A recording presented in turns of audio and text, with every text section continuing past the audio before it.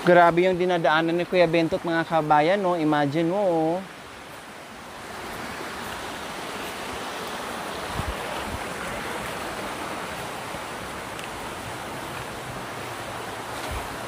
Mga kabayan, no?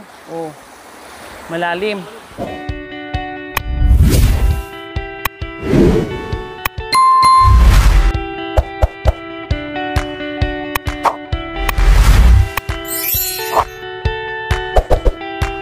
So ayan po mga kababayan, kanina pa kami nag-antay ni Kuya Bentot, mga kababayan, no? Anong oras na kami dumating dito? Hanggang ngayon wala pa rin si Kuya Bentot.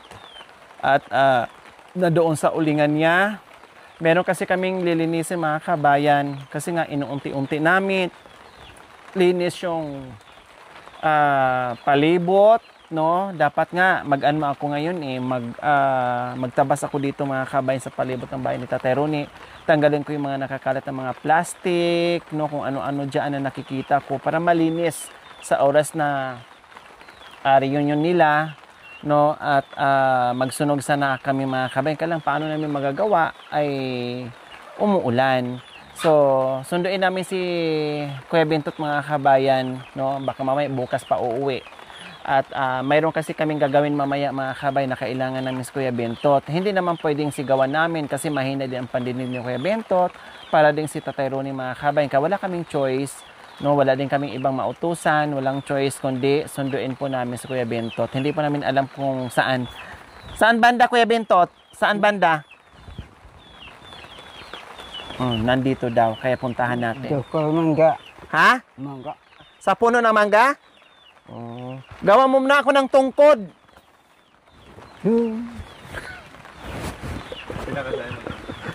Sila kasi, mga kabayan, ay magtungkod.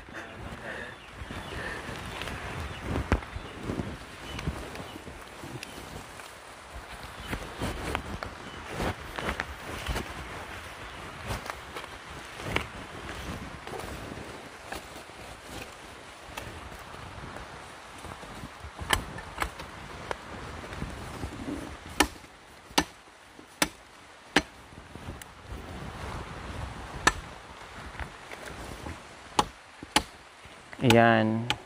So, nagpakuha muna tayo ng saklay para lalong tumibay. Woo!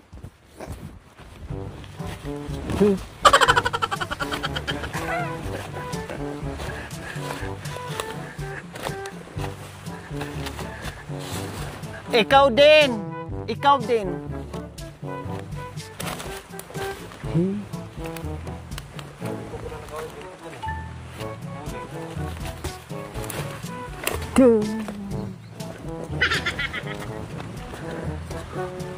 Babaaw!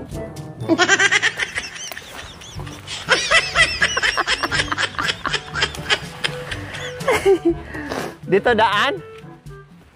Oh, dito pala ang daan, mga kabayan, sa dating Iniigiban or dito sa kabilang sibol. Naglaylayan kasi, mga kabayan. Malinis na to dito eh. Naglaylayan, umulan kasi. Ito na, bari.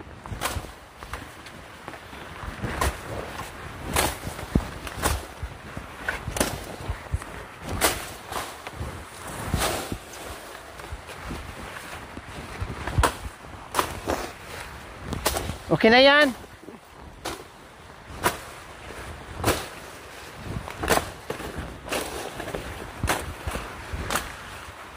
Mabilis kasi tumubo ang mga damo ngayon dahil panay ulan.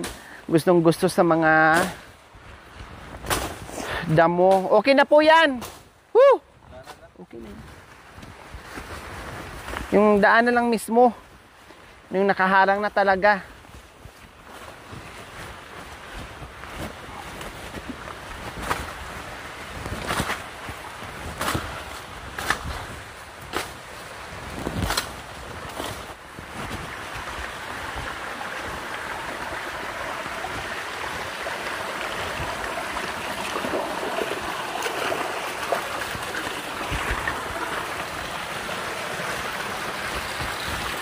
Ito yung isa sa mga sibol din ni Tatay Ronnie na minsan dito siya naglalaba. Ayan, nakita niyo naman.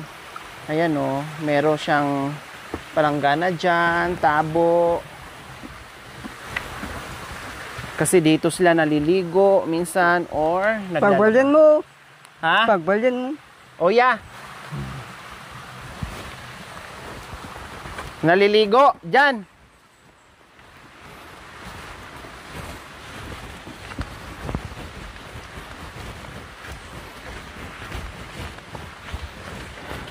Makikita natin ngayon, no, mabisita natin si Kuya Bentot kung anong ginagawa niya.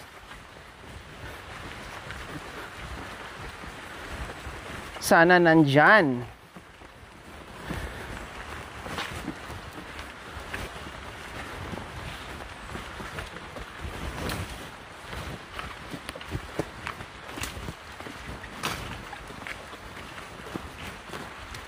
Sa ano lang to mga kabayan, sa ibaba ng bahay ni ni Tatay Ronnie. May kalayuan din po. Kaya mamaya pag-akyat natin, no? Pag uwi natin, paakyat naman tayo. Ngayon puro tayo pababa. May nakita ako nung nakaraan dyan na umuusok. Sabi ko medyo malayo yun Pero ngayon parang wala na akong nakikitang may pusok dyan sa ibaba. Yan wala na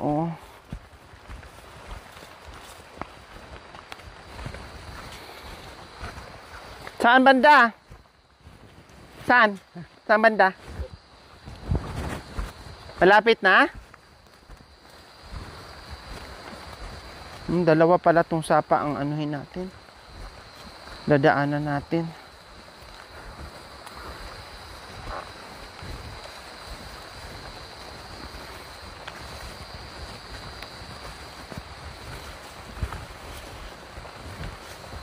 Dalawang sapa, ang daming sibol dito Mayaman ang lugar ni Tatay Ronnie. Maraming sibol. Ito pag may ganito, may sibol automatic mga kabayan sa itaas. Kaya gustong gusto tumira ni Tatay Ronnie dito dahil walang problema sa taniman, walang problema sa tubig, and everything is complete po talaga mga kabayan. So ayan po mga kabayan, hindi na natin makita yung bahay ni Tatay Ronnie kasi nandito na talaga tayo sa pinakaibaba, Nasa kabilang bundok na tayo mga kabayan. Kaya mahaba-haba din ang lakaran. Ay, may bahay dyan. Oo, yan yung bahay ni ni Michael pala, ni Kuya Michael at saka ni Ate Katrina, pamangkin ni Tatay Ronnie. Yan, kasi sa kanilang taniman yan yung tulugan nila. Diyan sila natutulog kapag oras na ng taniman at anihan. Marami din silang dyan, manok. Maganda rin dito. Wow, lalaki ng nila. Luya.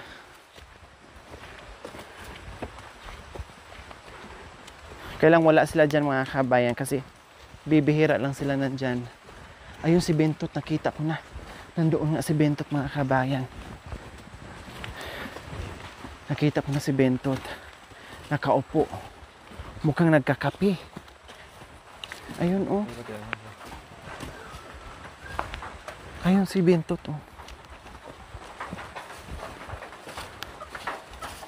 ayan. Anong ginagawa niya?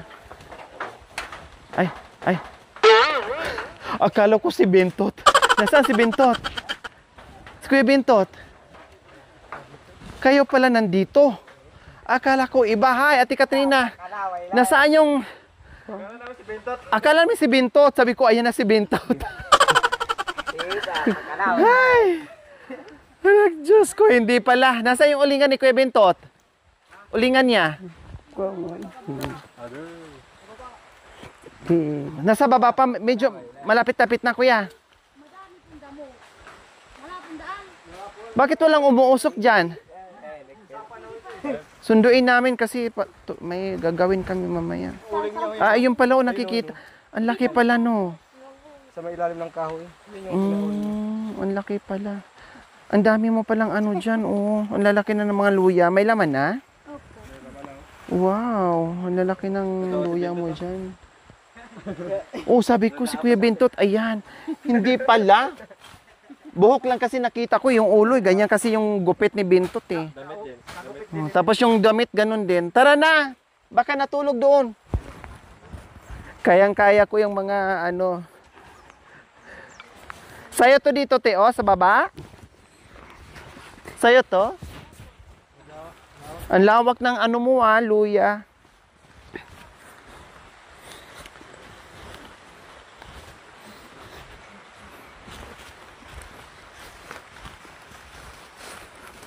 Oh. Sitaw.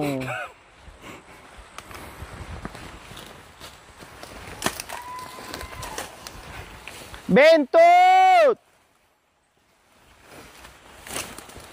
Ito mga kabayan ang dinadaanan ni Kuya Bentot. Pero pag siya ang dumaan dito, bakit ang bilis niya? Ang bilis niya dito mga kabayan. Minsan nagpapaalam siya, saglit lang ha, punta lang ako, dalawin, silipin ko lang yung ano ko. Uling, maya-maya. Nakabalik na. Pero ito palang daanan niya mga kabayan, mahirap. Ayan oh. Halos walang gas-gas. Oh. Kaya super liksi ni Kuya Bintot po mga kababayan.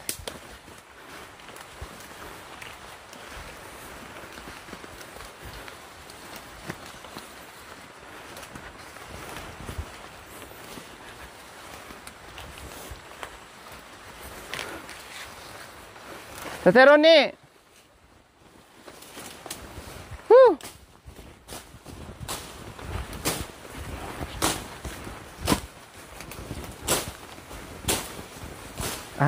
May ano pala, may daan kailang.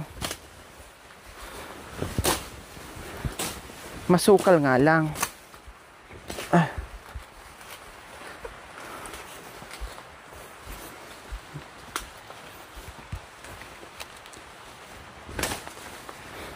Biro nyo mga kabayan, hating gabi, no, or gabi, ay dinadaanan to ni Kuya Bentot. May daan naman siya pero sobrang sukal. Paano pag naghakot siya dito ng ano? Uling?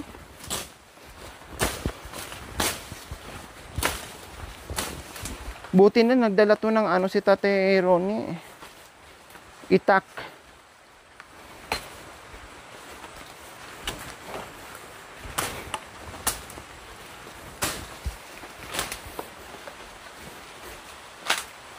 Tatawid pa tayo ng sapa.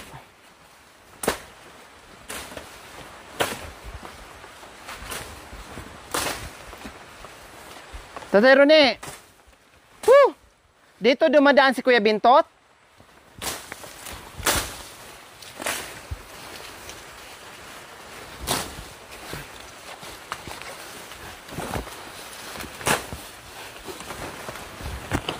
Naku, kawawa naman si Kuya Bintot dito mga Minyan kabayan. yung dakamu.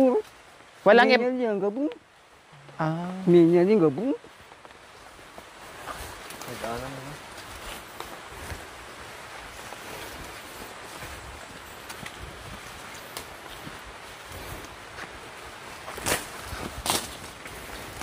ang kawawa dito lalo mga kabayan. No? Kawawa si Kuya Bintot kapag mag-akyat baba na sa uling niya pag naluto na.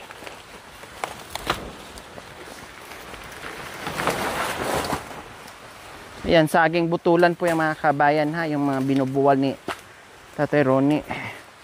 Yan yung mga puso ng saging.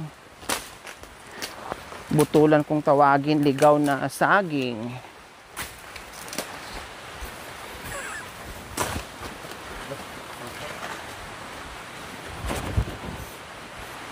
Oh hala, bababa kami ng malalim.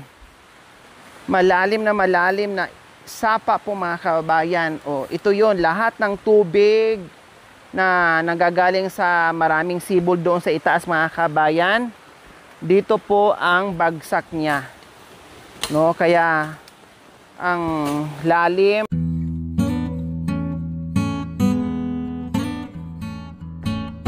Lalim po mga kababayan.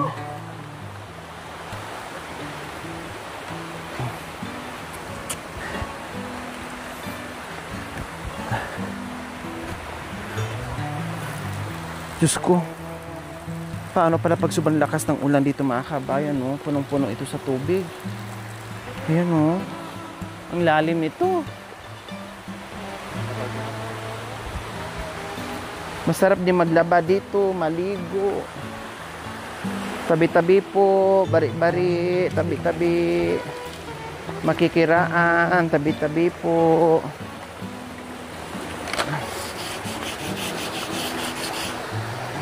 Tabi-tabi. Binagsakan ng maraming sapa-sapa dyan galing sa mga mini falls dito. Ngayon, aakyat na naman tayo.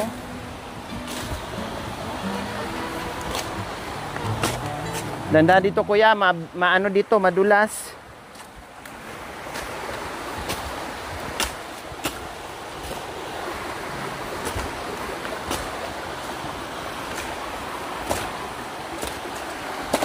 Katulad nito, galing to sa sibol, pag ganyan, maliliit. Yan, ito rin, sa kabila din to. Sibol din po yan. O, yung daanan natin, dito mismo sa sapa, malaking sapa. Tabi-tabi po.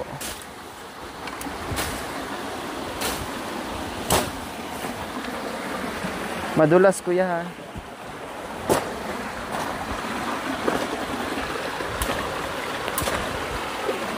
Grabe no, ang lakas ng loob talaga ni Kuya Bentot dito. Na pupunta siya dito. Gabing-gabi, okay lang kung araw makikita. Pero kung katulad na madilim, gabi,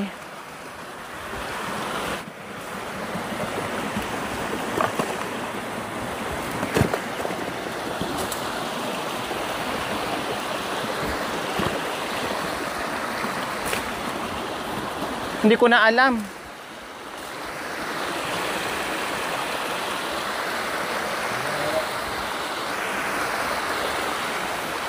May malalim na parte dito mga kababayan.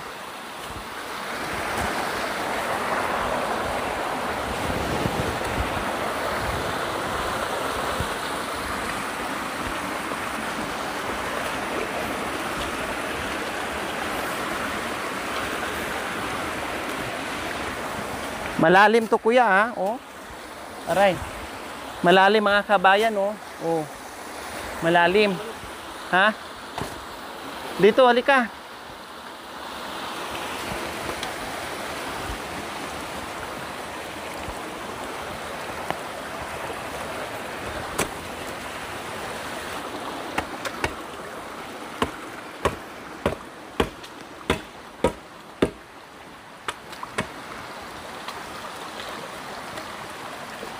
Aba, gumawa ng sibol si Tatay Roni.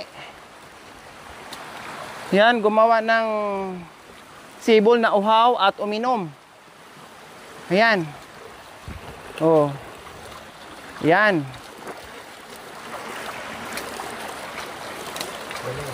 Oh. Ang lino ng tubig. Ang galing. Survival talaga si Tatay Roni, mga kababayan. Napakagaling, napakatalino ni Tatay Roni. O, di ba? Nauhaw, gumawa ng imbudo, uminom at naghilamos sa tubig. Galing sa sibol yan, mga kababayan.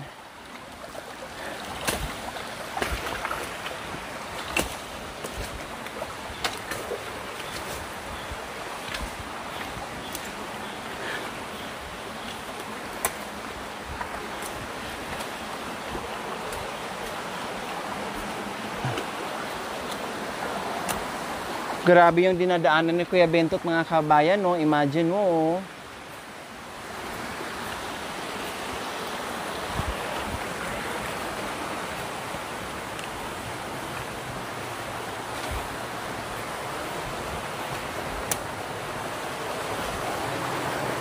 Sinasadya ni Kuya Bentot itong daan na to puntahan para lang makapaghanap buhay na merong pambili ng pagkain niya.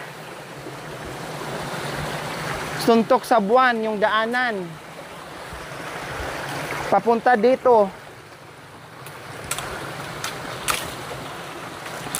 para lang talaga na kahit papaano kumikita ng pera pambili ng pagkain. Grabe.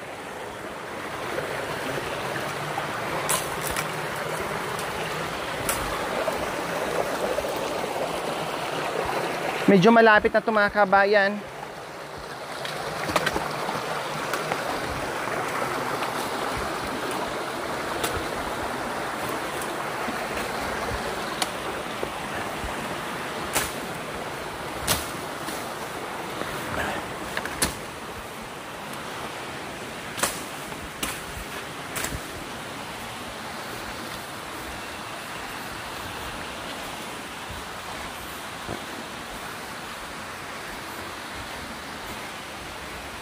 Yan. Grabe, mga kabayan, oh. Grabe yung pawis ko. Umaambon. The same time, ang lamig ng dinadaanan natin, no? Akala mo nga madilim na dito, mga kabayan, pero mga alas 3:30 pa po, no? Akala mo lang ay gabi na dahil nandito tayo sa ilalim ng mga punong kahoy, kawayan and everything. Nandito na lahat, no? Gubat na gubat. Nakita niyo naman yung mga dinadaanan natin. So ngayon, umakyat tayo ulit, no, sa kabilang bundok. Kaya medyo maliwanag na naman siya. At bandang itaas, nandiyan na yung ulingan ni Kuya Bentot po, mga kabayan. Grabe. Grabe yung tiyaga ni Kuya Bentot, yung sipag niya dito. Para kahit papaano meron siya.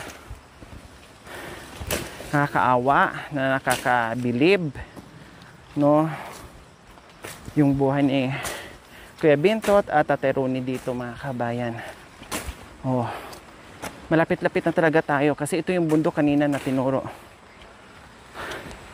At dito banda yung nakita ko yung tumpok ng kahoy, yung naka-file na. Hindi pa pala yan na sindihan po, mga kabayan.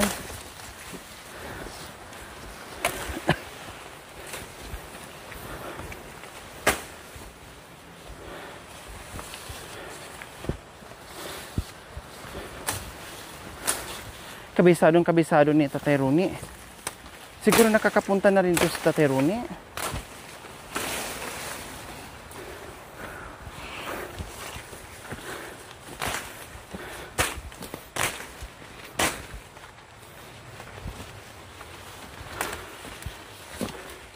O diba?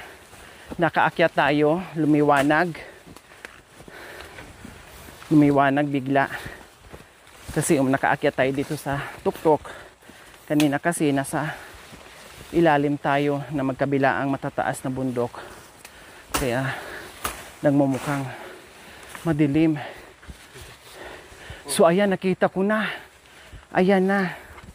Yung ulingan ni Kuya Bentot. Ang tanong, kung nandiyan siya, no? Ay, ito. Grabe. Ang laki pala nito. Kaya ang tagal niyang nagawa. Oh. Ang laki. Aray ko. Ang laki para, mga kabayan. Ay, yung mga putol-putol pala. Yung naano to sa mga hangin, natumba sa bagyo. No, ayan, oh, mga putol. Mga putol-putol. Hindi pala siya yung nagtumba talaga yung sinasadya niya ng mga kahoy, mga kabayan. Hindi, mga putol-putol na. No, mga natumba, mga kabayan, hinakot niya dito. At gagawin yung uling. Ang laki pala nito mga kabayan. Hindi biro. Sino kasama niya dito nagbuhat sa mga malalaking katulad nito? Oh? Sino nagbakay, nagbuhat? Pahintunan kini. Ito, sakayan mo. Nandyan na daw yung ano namin. Sasakyan. Grabe. Ako pa, mga ito. Sino ang kasama nito nagbakay? Saan si Kuya Bintot? May kubo? Sa Bintot. Ito bago lang to. Ayan bago lang. Kanina nandito siya. Bago lang to. Baka nandyan. Di, naglalagay na siya ng mga damo mga kabayan. May kubo siya dyan? Tara. May kubo daw siya dyan mga kabayan. So tingnan natin. Sana nga ay may kubo siya dyan.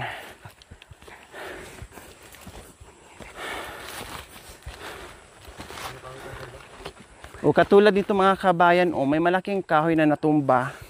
So putol-putulin ng Kuya Bintot yan para gawing uling. Ayan ito natumba yan dahil sa hangin, sa bagyo. Yan ang mga hinahakot niya, pinuputol niya para gawing uling para mapakinabangan, no?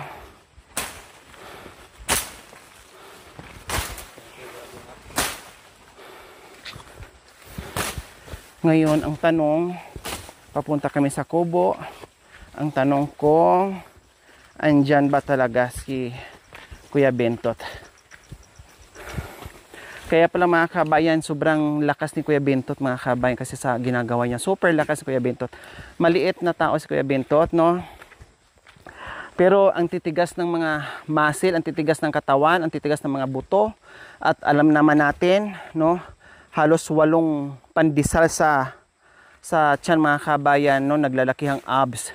Naglalakihang pandesal sa tiyan ni Kuya Bintot dahil sa ginagawa niya dito na super duper. Grabe. Ang bibigat ng mga binubuhat at grabe yung mga ginagawa niya. Sana nandiyan sa kubo niya.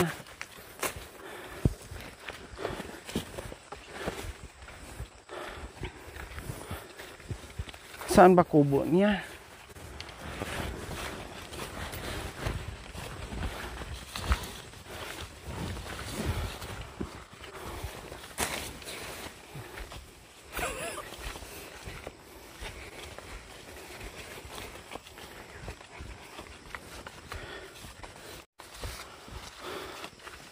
Nakaakyat dito tayo sa sa kabilang itaas ng tuktok ng bundok.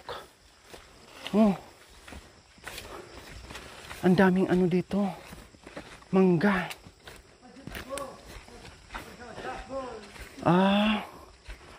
Ayan. Sa wakas nandito. May kubo nga dito. Ayun na si Kuya Bintot mga kababayan. Atil karbuku. Karbulural. Mangga. Dakal yang miora. Kinakain niya. Ganda. Ito kinakain mo? Nilagang saging? Wow. Ito yung kubo ni Kuya Bintot dito. Ito hiningi ni Kuya Bintot mga kabayan. Kasi pang balat-balat namin to ng kung ano-ano. May mga saging siya. So ito yung tirahan niya habang gumagawa siya sa ulingan niya mga kabayan. At doon yung tulugan niya. Tingnan mo yung tulugan. Mga tutudyo. Tapos punta siya dito. Tingnan niyo po, ang laki ng kanyang isang punong malaki yung panggatong niya mga kabayan. Paano niya hinila yung panggatong na yan papunta dyan? Lakas talaga ni Bintot. Grabe naman. Isang malaking panggatong. Yan yung tulugan niya dyan mga kabayan. Dahon. Ito pala. No? Ito pala yung kanyang lungga dito sa bundok habang siya ay nag-uuling mga kabayan. Grabe. Talaga napaka-discarding tong Bintutit na to no? Talagang mapapahanga ka na mapapaawa ni Kuya Bintot sa sitwasyon nilang dalawang mag-ama dito sa kabundukan. Oh, di ba? Ganyan ang buhay. Mami ko kaya pa mga potang mamo mangga. Pag namunga ang mangga, marami. Hindi kasi timbunga ngayon eh. So ayan po mga kabayan, yung mga pagkain ng Kuya Bintot. Ito yung mga nandiyan na natumba sa hangin. Potang mamo ko kita. Na hindi na nakukuha, no, na hinahayaan na lang niya, na kaya pang mapakinabangan, kinukuha niya at ginagawa niyang konsumo or pagkain niya dito habang gumagawa siya sa ano. Kaya yung mga pagkain ni Tatay Ronnie, no, yung mga pagkain ni Tatay Romy po mga kabayan, kung anong matatanggap niya, matik yun si Kuya Bintot ang number 1 na binibigyan ko. Mapabigas man dyan, mapagrocery man dyan, mapaula man dyan, and everything. Si Kuya Bintot, number 1 ang binibigyan namin, no? Kasi Tandam tita. kawawa si Kuya Bintot. Kasi kung meron din si Kuya Bintot mga kabayan, hindi rin madamot. Nagbibigay din kay tatay. Nakikita po namin yan. Minsan bigas ang binibigay niya kay Tatay Ronnie. Nakakatuwa naman. Kaya bigayan sa dalawa. Kaya hindi ko pinagdadamutan si Kuya Bintot. Cash, no, pagkain, lahat. Kitang babo.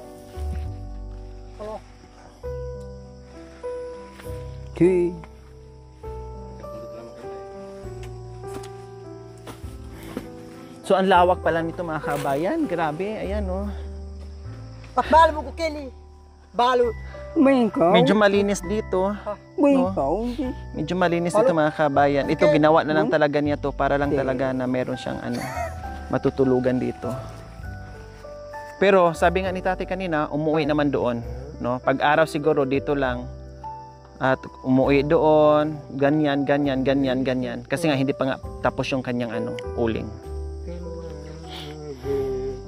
Dito na lang kami mamaya dadaan. Maano to? Lalambot to lalo pag hindi tinanggalan ng tubig o kahit bukas pwede pa niyang kainin. Thank you for watching. Don't forget to like, share, and subscribe.